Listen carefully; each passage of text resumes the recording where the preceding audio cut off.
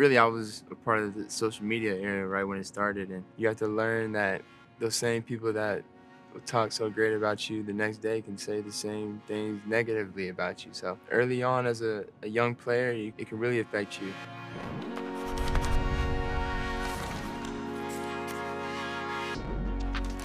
Thankfully, it happened to me in college before it got to the NBA, and I was able to fight through it.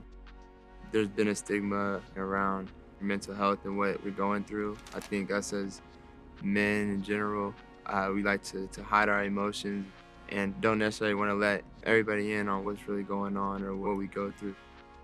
You are who you're surrounded by. What's your layup like? And you got to find people that you can trust. Oh, hold on. That's low-key the first time I've ever seen you make a jumper. Travelle Gaines is my strength coach. You play pig? Yo.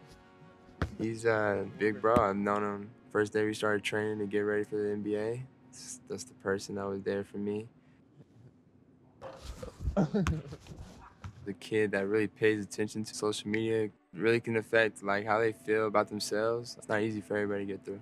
Well, social media has amplified everything because now with this generation of athletes, they've grown up with social media. And so they sit on it all day and it's sometimes their outlet and their best ways to communicate. But also it gives fans, what are short for fanatics, it makes all of them accessible and attainable. And so fans can literally say whatever they want to say. And again, as a human being, people can say that they don't look at that stuff, but all those guys look at, glance at, or read their comments. And so mentally, it just takes you through such a roller coaster. Come on, Diesel. You call him score lord, not defensive lord. I gotta guard him. You know, when you're a pro, first of all, you're in the 1% of the 1% of the people in the world. You're managing expectations from your friends, families, and obviously your coworkers.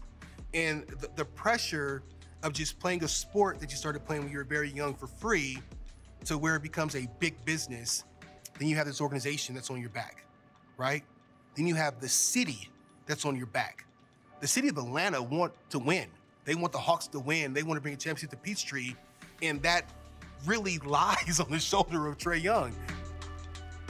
Now, like my thought process around mental health is a lot different, obviously. Having gone through a lot over now 7 years, for me, it's more about like telling other people on how to get through it. Now I've kind of figured out ways to kind of get through things and different strategies on how to just block certain noises out that don't matter. I mean, I've tried multiple like practices of therapy of different things, whether it's talking with somebody or yoga. You definitely perform better whenever your mind is in the right place.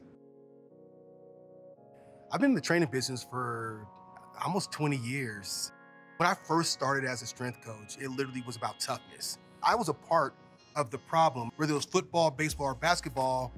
We just wanted them to play that sport, play at a very high level, and play through any injury, pain, mental or physical situations they had going on. You know, today it's totally different. I try to be that constant person in his life that's always positive and always consistent.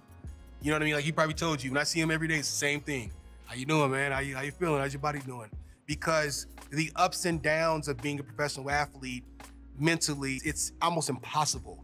I think a lot of it just starts with his attitude, the energy he brings every day. It's Stuff you dreamed of as a kid, like you dreamed of being a franchise player and having everything you wanted and all that, but like it obviously comes with a lot too. So obviously I got you around, I got my friends, you know, my wife Shelby, my kids, like I'm with my family, my people. So it's like I'm surrounded by some really good people that help me get through the tough days, because when everything's good, everything is good. But with those days that they're not, you want to have a great support system with you. So I'm thankful I got that.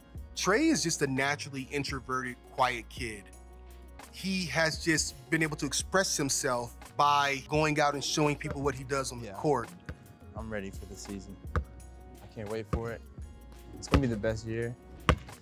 And so now going into year 7, seeing how he's now more verbal, he's more social around his teammates, he seems happier. You can't end like that. There we go. I think when you watch me play, you just see how competitive I am and how passionate I am, and like it can kind of just kind of be perceived as arrogant. But that's just how I play. I love to have fun. Like, I love to get my teammates involved. But off the court, I love to have my friends around. I love to bring other people with me. I'm very lighthearted. Like, I'm just chill. And to watch that evolution to being a very quiet, shy, kind of mysterious rookie to now where he's at now. He's now the veteran on the team. It's just been phenomenal to watch. I feel more comfortable, obviously leading by example. Being at the position, at the point guard position, I got to talk to everybody, so I have to be a leader vocally too. Being a franchise player, there's a lot that comes with that, but that's a lot of responsibility that you work for. Being the size I am in a tall man's game, you got to be competitive and you got to be fearless. And so I feel like on the court, I have a different type of mentality than I do off, and it gets misinterpreted. Hey. I think it's okay to be a villain sometimes in my sport. Me as a person, I'm not a villain. I'd rather be a superhero all the time. But I get it, going in on the road, you're not supposed to be the hero for the home team. So I've been labeled a villain because of what I've done in a lot of places. But obviously that's not me. When you're playing very well, they love you. But when the second you do something that they don't like, you're the worst person in the world. I mean, growing up, I used to watch ESPN. In college, it was every day.